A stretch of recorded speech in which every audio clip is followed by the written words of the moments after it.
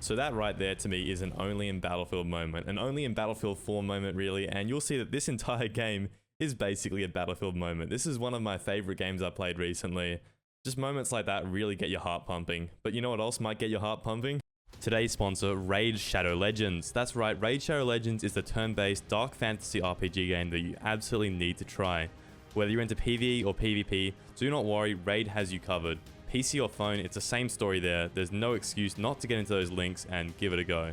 Right, so my favorite aspect of Raid is 100% how dedicated these guys are to their product. Look, I don't have to lie to you guys. Us Battlefield players know exactly what abandonment feels like. We haven't got content for years, but Raid Shadow Legends, there's no way that is going to happen. You can see them constantly pumping out updates, and it just feels really good to know that the developers stand behind what's being developed here. Speaking of development though, Raid just passed their 2-year anniversary and the game is bigger and better than ever before. Seriously, they've just done a month and a half of awesome events and tournaments and there's no sign of slowing down yet. This month they're releasing a new batch of epic and legendary champions which look amazing, and they're also releasing their second version of the Doom Tower. That means new rewards, new gear to win and customize your champions with, but also 2 new brutal looking bosses to take on, the Celestial Griffin and the Eternal Dragon. With all the new updates and features, the game's never been better, and with all the new events, tournaments, and free gifts available, it's never been easier to get started. If you want to get a huge head start in Raid, all you need to do is hit the link in the description or scan my QR code, and you'll get your free epic champion, Jotun, who's amazing for the Doom Tower, 100,000 silver, 50 gems, and the 3 ancient shards so you can summon awesome champions as soon as you get in game. All this limited time gear will be waiting for you right here on screen. So what are you waiting for? It's time to raid. So I chose this background footage because I think it kind of shows something that we just haven't had in the past few Battlefield games. This term kind of gets thrown around a bit, but to me this was a bit of an only in Battlefield moment. The term honestly has devolved into meme status in the past 2 games, and I don't actually even know what an only in Battlefield moment is anymore. I mean, EA defines it like this, and honestly, I do not understand how a V1 rocket multi-kill is an only in Battlefield moment. That mechanic right there, it actually might be the closest thing we have in Battlefield to a Call of Duty kill streak. Now, the other example I gave was the landing a tank shell on a building and killing people inside it. I mean, isn't that just another word for killing people with a tank shell inside a building? Now, to me, that just shows that I think EA DICE, at least for that period with BF1 and BF5, really just lost what an only in Battlefield moment kind of is. But to their credit, I think that it's actually pretty hard to define what these moments really are. So to me, I think it's an action that firstly will not happen in a game-to-game basis, and therefore it's often caused by luck rather than raw mechanical skill. Especially when what you've done has actually made a really big impact and just made you far more valuable than one of 32 players in a regular Battlefield game. I think that's when I really draw the line here. So in my example of this game, while basing to some people I'm sure, the situation was already filled with luck. Firstly, the jet was near stationary, which gave me the confidence to actually go for it. I rarely ever do this, so it has to be pretty easy for me to even try this kind of jet swap thing. And then adding even more luck, just having the thrust kick in as I was about to hit the ground, that's when I really drew the line for that moment. And well, you guys will see what I end up doing with this jet, but it's pretty safe to say that I will put it to work in this game. After this match though, I kind of just asked myself, what does Battlefield 6 have to do if we want to see the return of some of these epic moments? And there's definitely just a whole lot of things that robbed Battlefield 1 and Battlefield 5 of this kind of stuff. The first thing to me though, and a lot of you guys actually mentioned this on the What Battlefield 6 Needs video, I think that the newer titles have far too many animations. By adding animations to every single action, you're just reducing the amount of actions that a skilled player can perform by making them wait for an animation to complete. Not to mention the vehicle in and out animations being pretty much added in these new games. They kill an entire category of clips. You know, the Rendezvous stuff isn't really my cup of tea, I won't lie, but I do enjoy the odd clip here and there. I mean, the reason why I don't like it is because people bail their jets when I'm about to kill them and try to small me, and it's just like, mate, stay in the jet and give me the kill, but that's a whole different story, you know, I'm just salty. Another massive issue for me is that those 2 games don't really have any weapons that require a very specific skill set.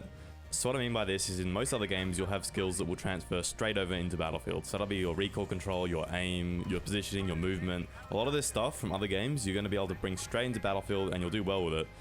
But there are these things in Battlefield, like these weapons that you'll only see in Battlefield. And they are, I mean, only in Battlefield kind of weapons. And they will require their own little skill sets. So I'm talking TV missiles, I'm talking tows, JDAMs, Zuni pods, all these kind of things, you'll have to learn how to be proficient with them if you want to become a good Battlefield player. And you're only going to develop those skills in this game, and it just adds a huge skill ceiling. So an example of this is on stream last week. I was doing a lot of heli gunning, and my TVs just were not as good as they used to be. Definitely had a bit of rust on them. So to kind of get the rust off, we've been in this 2v2 server, and we've been doing 2v2s pretty much every day for about an hour a day. It's just for fun really, but it's also a really cool way to develop your heli skills, and it carries straight off into the public matches. So like the pilots are practicing their toes and their zoonies and their dodges, and the gunners are pretty much just trying to practice TVs and a bit of cannons here and there. And as I said, because this transfers so well into public games, it's actually a thing that a lot of players do, that they'll just do 1v1s in their specific vehicles, or even infantry players will probably run around, look at spots, look at different movement tricks, and just mess around in private servers. And it just adds a whole massive thing to the game where you can develop your skills that much further. And especially in Battlefield 4's prime, 1v1s and private server practice were really just a part of the culture. Like, I actually found out about Heli 2v2s through an AKA art vid. Most of you guys probably just know him as the host of the Top Plays, but the dude is actually a real Battlefield gamer, and his content, flat out just dunking on kids in the attack heli, really inspired me to improve. Anyways, we'll finally get off that tangent right after yeah, you'll see what happens right here. Yeah, so Battlefield 4, while not quite perfect, as you saw right there, did a lot of things well. And one of those things was the rush game mode. For those who never got the chance to play it, basically you end up pushing through sectors with the objective of arming 2 MCOMs, and once it's armed, it's on a timer to either be defused or destroy that part of the sector. This mode is to me what provided those objective type Battlefield moments. When you have that siren going off, the pressure is always just that much higher, and it's really the only mode that makes the objective actually feel heroic.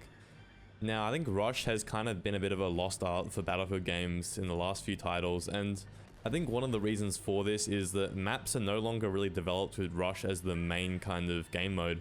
I think lately in the last few Battlefield titles especially, Breakthrough and Conquest have been like the main 2 game modes, and then Rush is just a kind of thing to add later just to keep people interested, get them hyped, to get a bit of nostalgia, but the maps just are not made for it these days. Back in Battlefield 3, I'm going to put a clip up on screen, but if you guys ever played Damavand Peak Rush, it's clear that that map was literally designed with Rush in mind, and after you capture that first sector, you literally base jump off a cliff onto the next sectors, and it's one of the coolest experiences in gaming, full stop, in my opinion. Like, that map design is just sick.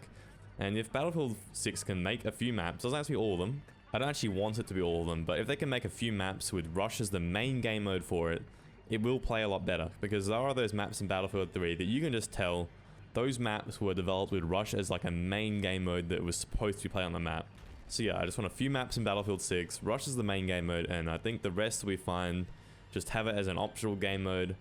Have the game mode on launch, doesn't have to be a DLC, it's a major part of Battlefield, and I would love to see Battlefield 6 incorporate it.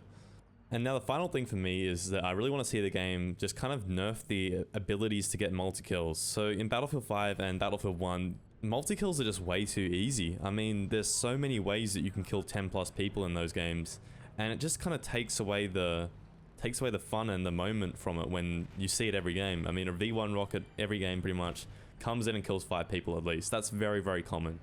You look at the Ju-88 bombers bombing people in their spawn.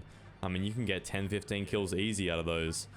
I think multi-kills in these later Battlefield games that have came out recently, they happen so often that the reaction isn't even warranted anymore. It doesn't matter because it's just an every game thing. Look at Battlefield 4, look at Battlefield 3. Basically the only ways you can get consistently massive multi-kills are just the helicopters, the attack helicopters. Any other way, I mean, you're doing pretty well to be getting consistent multi-kills. And not only do those elements of the game kind of reduce the moment when you do get those multi-kills, but they're also just not fun. I mean, who enjoys getting killed by a V1 rocket? No one. It's just such a cheap death. You can't even get rezzed after it. That is just not a good death. I mean, mechanics in games should always be fun to use and not frustrating to die to. Or you could say fun to die to. I don't think anyone has fun dying, but as long as it's not too frustrating, I mean, that's generally a good mechanic. Same with the Ju-88. No infantry player enjoys FL 652 because planes destroy that map. And it's not like they're destroying people with skill, it's destroying people by putting a circle over them, clicking your mouse, and you get 10 kills. I mean, yeah. Those mechanics, not fun for the person who's using it really. I mean, if you have a lot of fun and you keep doing it like game in and game out, I don't understand you. I mean, I'm a pretty big farmer in Battlefield 5. Not to give myself an ego or anything, but I've farmed a lot of matches in that game, and I get nothing out of it because it's so desensitized in that game. It doesn't mean anything. Whereas in Battlefield 4, if I had an average Battlefield 5 match in Battlefield 4, I'd be through the roof. That would be an insane match, and I would have had to be playing on the top of my game to even hit that. Anyways, that's pretty much my list right there. What do you guys think is an only in Battlefield moment, and how do we see the return of them? Let me know in the comments below. I read every single comment. Don't really respond to every single one these days because I have so many, but I do try my best to respond to as many as I can. Before I go though, I just want to give a huge thank you to everyone who watches the videos, engages in the community, all that. Look, you guys are insane, and I have some crazy plans for the future of this channel. Anyways, I'll leave that for future Silk to explain to y'all. I'll catch you on the next one. Peace.